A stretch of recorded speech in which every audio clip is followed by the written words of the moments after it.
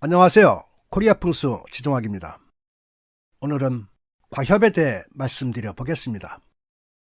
용론의 연장으로 과협의 역할과 종류, 그리고 암석의 기륭에 대해 살펴보겠습니다. 과협은 봉우리와 봉우리 사이 고갯마루를 말합니다. 모든 산은 솟았다 가라앉기를 반복하면서 큰 산이 점점 작아지고 험하고 거친 산이 순하게 살을 벗으니 암석이 비석비토로 변합니다. 따라서 과협은 맥의 독소를 제거하고 순화시켜주는 여과장치 역할과 힘을 더욱 왕성하게 해주는 펌프의 작용을 동시에 하는 중요한 역할입니다.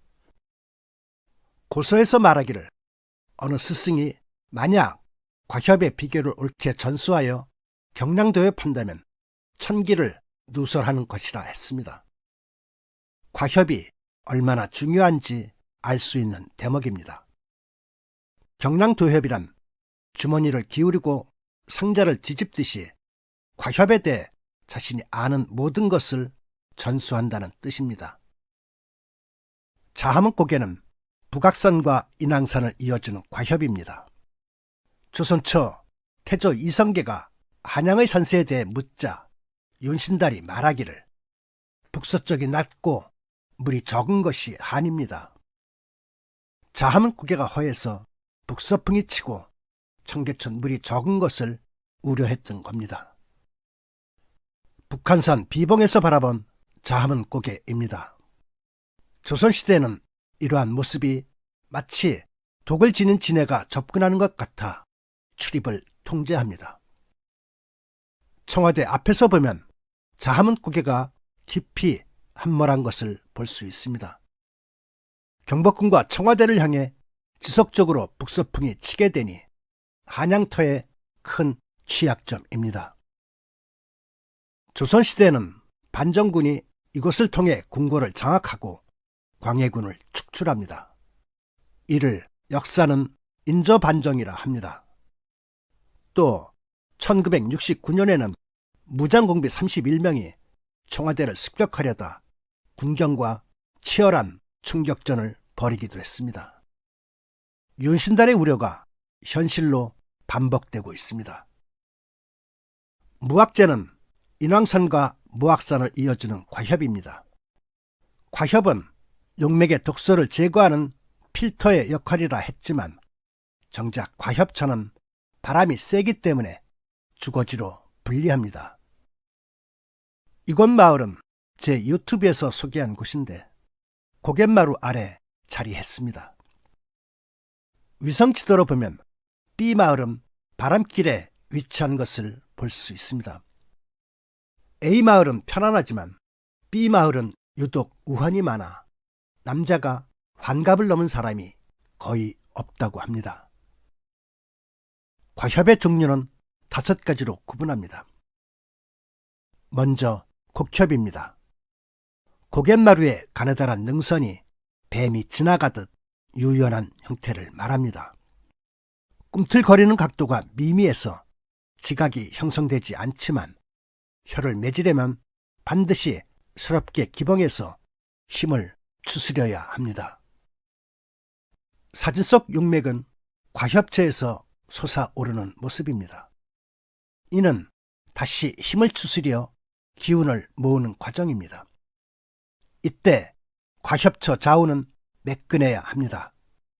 만약 과협처가 사태가 나서 지저분하면 올바른 과협이 아닙니다. 사진에서 보면 과협처 양측이 깨끗한 모습입니다. 과협처 상태가 양호하다는 것을 의미합니다. 이런 상태라면 과협처 너머에 반드시 좋은 혈처가 있게 마련입니다. 이곳 과협처는 새롭게 봉우리를 일으키지 못해 밋밋한 모습입니다. 과협에 힘이 없으니 좋은 땅을 만들지 못합니다. 이번엔 직협과 장협입니다.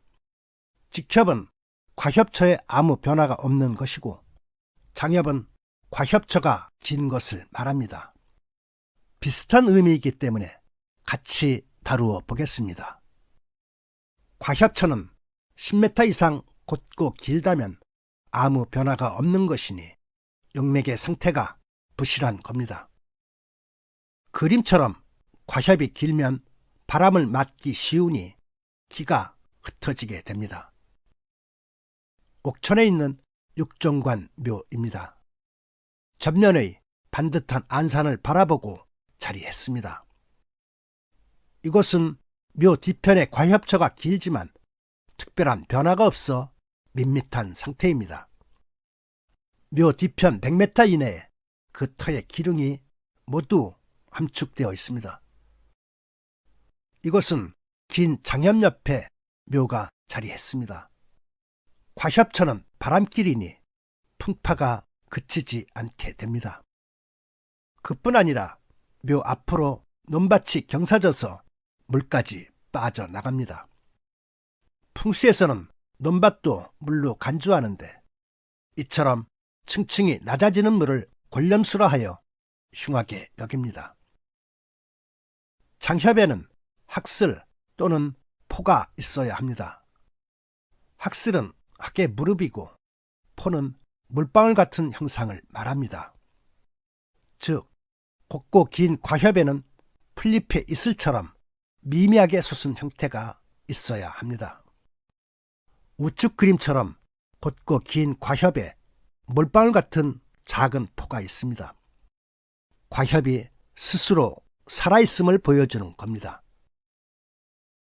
과협에 학슬 또는 포가 여러 개 있으면 더욱 좋습니다. 과협에 포가 하나만 있어도 무방하지만 만약 두세 개 있다면 힘이 더욱 왕성함을 의미합니다. 하지만 이러한 포는 매우 미미해서 자세히 살펴야 하며 여러 곳을 많이 봐서 눈에 익혀야 바르게 판단할 수 있습니다. 김정필 총재 조부모 묘입니다. 김정필 총재는 할머니 묘 이후 10년 뒤 태어납니다. 이곳 묘는 멀리 봉긋한 봉우리를 바라보며 좌향을 정했고 좌우의 산들이 겹겹으로 도열한 국세이니 뛰어난 곳입니다. 묘 뒤편에는 커다란 포가 있습니다. 마치 바가지를 엎어놓은 것 같은 형상입니다. 이것을 보면 포가 여러 개 있는 것도 좋지만 크게 하나 있는 것도 과협의 상태가 우수하다는 것을 알 수 있습니다. 이것은 반드시 묘 뒤편 주산까지 답사하시기 바랍니다. 한명의 묘입니다. 천안 인근 고속도로변에 있습니다. 한명의 묘의 전경입니다. 묘 좌측의 나무는 허에서 비보한 것으로 보입니다. 묘 뒤에 곧고 긴 장협이 있습니다. 그러나 20m 아무 변화가 없습니다. 이런 경우 학슬이나 포가 있어 기맥을 끌어주어야 하지만 이곳은 그런 현상이 없습니다. 이것으로 보아 이곳은 상태가 온전치 못하다는 것을 알 수 있습니다. 사진 속 과협은 다소 긴 편입니다. 이런 경우 늘어진다고 표현하는데 박진감이 없기 때문입니다. 고서에서 말하기를 과협은 마땅히 좁아야 하며 넓은 것은 마땅치 않다. 과협이 긴 것은 힘이 약하고 이미 기가 쇠잔한 것이다 라고 했습니다. 포천에 가면 이항복 묘가 있습니다. 이곳은 선조 때 박상의가 잡아준 곳입니다. 당시 박상의는 이의신과 함께 왕실에서 활동하던 풍수입니다. 이곳은 묘 뒤편 영맥에 학슬이나 포가 있어 기맥이 생동감 있음을 보여주어야 하는데 곧고 긴 상태로 석연치 않습니다. 위성지도를 보면 묘 좌측이 허한 편이고 물까지 무정하게 빠져나갑니다. 박상의는 이곳 어디가 좋았는지 의문입니다. 묘 좌측은 허전해서 바람의 무방비입니다. 사실 이곳 묘는 용맥에서 벗어난 지각에 쓰여진 것인데 지각에 좋은 터가 있을 수 없습니다. 이름난 인물이고 유명한 풍수가 잡아주었다는 사실 때문에 명당일 것이라 선입견을 갖는 것은 조심할 필요가 있습니다. 이항복 묘 우측에는 조부 이예신 묘가 있습니다. 이예신은 이곳에 자신의 묘자리를 정한 후 나의 후손 2대가 연달아 영달할 것이다 하고 예언하는데 과연 아들과 손자가 크게 이름을 떨칩니다. 이예신 묘 뒤편에는 미세한 포가 있습니다. 미미한 포의 존재가 얼마나 중요한지 알 수 있습니다. 이곳은 풀이 무성한 여름보다 겨울에 답사하는 것이 지형을 살피는데 좋습니다. 이번엔 단협입니다. 단협은 산줄기가 과엽처에서 오래 머물지 않고 빠르게 올라가는 모습으로 롤러코스터를 탄 듯한 박진감이 있습니다.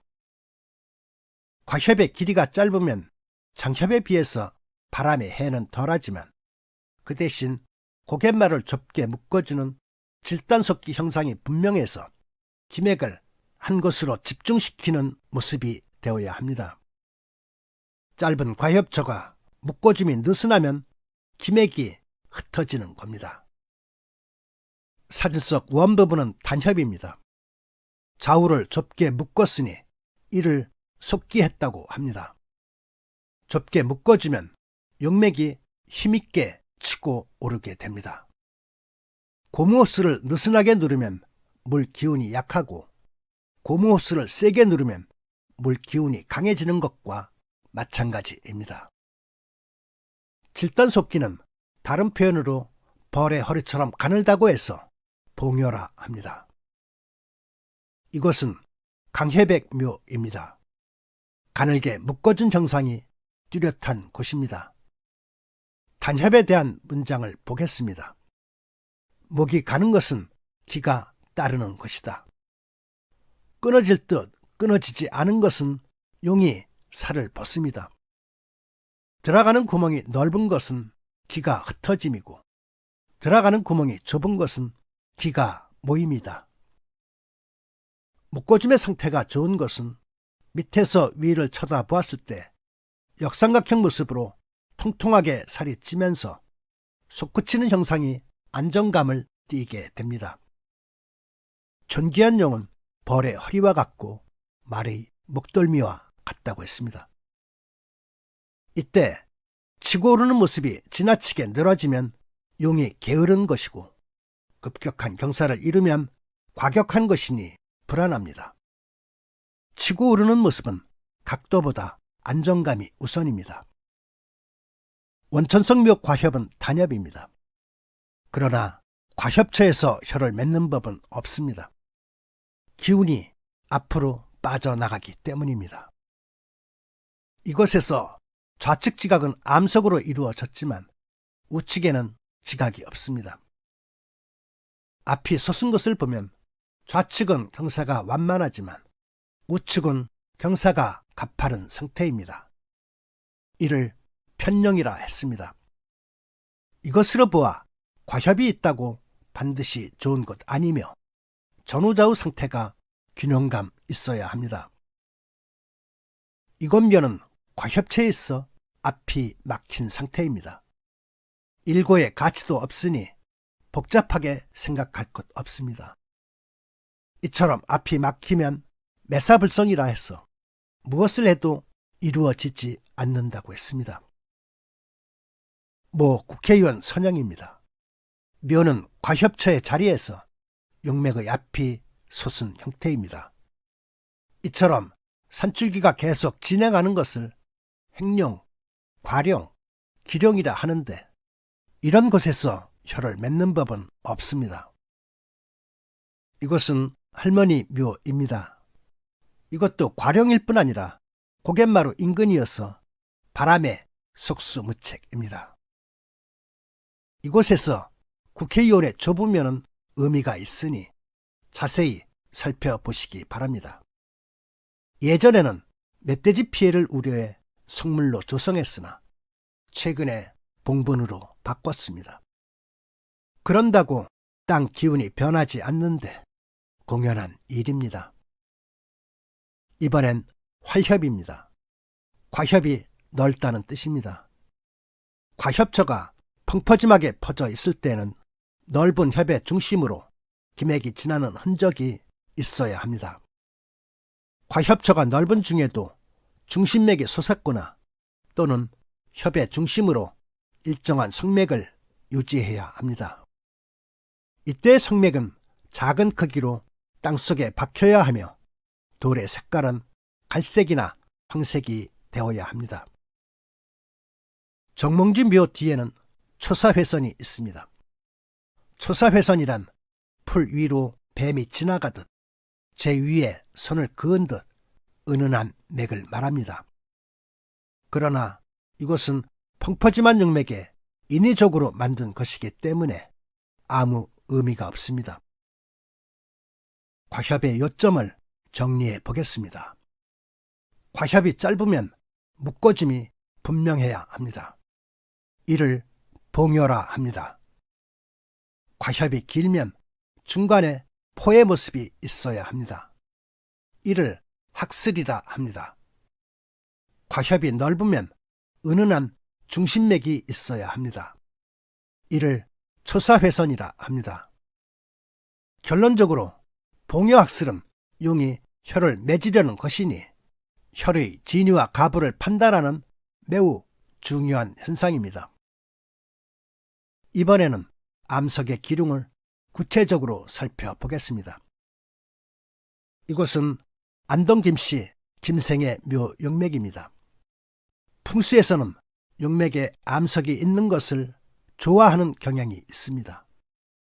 암석은 단단하기 때문에 힘과 권력을 의미하면서 용맥이나 묘 주변에 암석이 있으면 후손 중 권세를 가진 인물이 난다고 추리합니다. 김생의 묘 이후 손자대에서 김상용, 김상원 등 수많은 인재를 배출합니다. 고서에서 말하기를 땅이 단단하면 사람이 굳세고 땅이 무르면 사람이 유약하다고 했습니다. 실제로 김상년 선생은 병자호란 당시에 77세 고령에도 불구하고 강화도에서 항전 중 성이 함락되자 화약고에 불을 지르고 장렬하게 자결합니다. 김상원 선생 또한 대표적인 척화파로 6년간 청나라의 볼모로 잡혀가서도 저리를 굽히지 않았습니다. 두 분 모두 부러질전정 굽히지 않는 강직한 성품이니 좁으며 성맥의 기운으로 생각됩니다. 김생의 묘 뒤편 과협에는 커다란 포가 있습니다. 꼭 답사할 것을 권합니다. 용맥의 암석은 박힌 돌과 뜬 돌로 구분합니다. 암석은 땅에 박힌 상태를 박힌 돌이라 하고 음양교구되었다고 길하게 여깁니다. 반면 지표면의 돌은 뜬 돌이라 하고 음양교구가 안 된 것이니 불량하게 여깁니다. 이곳 묘 뒤편에는 크고 험한 바위가 지표에 있으니 뜬 돌입니다. 용맥의 상태가 어떠한지 짐작할 수 있습니다. 참고로 고인께서는 생전에 이곳 묘터를 스스로 정하고 다음과 같은 유언을 남깁니다. 묘는 을자 신앙을 하라. 광중은 세자 6치를 파라. 장사 지낼 때 곡을 하지 마라. 묘 앞에 석축을 쌓아라. 실제로 이곳에 장사 지낼 때 그대로 했다고 합니다. 고인은 뛰어난 학식으로 글풍수에 해박하셨는지 모르지만 용의 판단에 오류를 범한 겁니다. 현장 경험이 얼마나 중요한지 알 수 있습니다. 전두환 대통령 합천 입향조 묘입니다. 이곳은 해목혈로 불리는데 묘 주변에 개의 눈처럼 암석이 둘러주었기 때문입니다. 그러나 이곳의 암석은 봉분을 보호하기 위해 묻은 것으로 활개와 같은 역할입니다. 암석의 색깔입니다. 용맥에 박힌 돌은 갈색이나 주황색이 되어야 온기를 나타내는 귀석이 됩니다. 사진 속 암석은 일정한 성맥을 유지하면서 색깔도 좋은 편입니다. 반면에 암석이 검고 탁한 것은 냉기의 표출이니 불량한 겁니다. 이곳은 30년 만에 파묘해보니 유골은 전혀 없고 검은 흙만 남았습니다. 땅의 상태가 불량하기 때문입니다. 암석의 크기입니다. 묘 주위의 암석은 작아야 하며 크고 험한 암석은 분리합니다. 이곳은 묘 뒤편의 암석이 험한데 암석이 힘과 권력을 뜻한다고 일부러 정한 것으로 보입니다. 박정희 대통령 선영입니다. 묘 가까이 크고 험한 바위가 있습니다. 이 바위는 임금이 사용하는 옥새를 닮았으니 귀석이라는 사람과 살기를 부르는 흉석이라는 의견이 팽팽히 맞서 어쩌지 못하게 됩니다. 그러다가 박근혜 국회의원이 선거 유세 중 테러를 당하자 그제서야 반쯤 덮게 됩니다. 귀석과 흉석 사이 절충인 셈입니다. 그러나 귀한 바위는 모나지 않고 기품 있게 마련입니다. 이인재 의원 선영입니다. 크고 험한 바위가 묘를 덮칠 듯하니 불편한 모습입니다. 정동영 의원 선영입니다. 크고 험한 바위가 묘를 에워싸고 있으니 꼼짝없이 갇힌 모습으로 불길합니다. 다행히 얼마 전 이곳 묘를 이장했습니다. 그러나 묘에서 멀리 떨어져 있는 암석은 나를 보호하는 장수와 같아 귀한 것이 되기도 합니다. 이런 것은 호랑이 발톱과 같은 것이니 잘 보호해야 합니다. 만약 길지 근처에 있는 귀석을 없애면 이빨 빠진 호랑이처럼 권세를 잃게 됩니다. 암석의 기륭을 정리해 보겠습니다. 암석은 땅속의 상태를 대변하는 것이니 지표면에 박힌 상태로 작고 색상이 밝아야 귀한 것이 됩니다. 반면에 뜬 돌로 크고 험한 것은 흉석입니다. 과협에 대한 주요 고전을 보겠습니다. 용의 생사가 과협에 달려있다.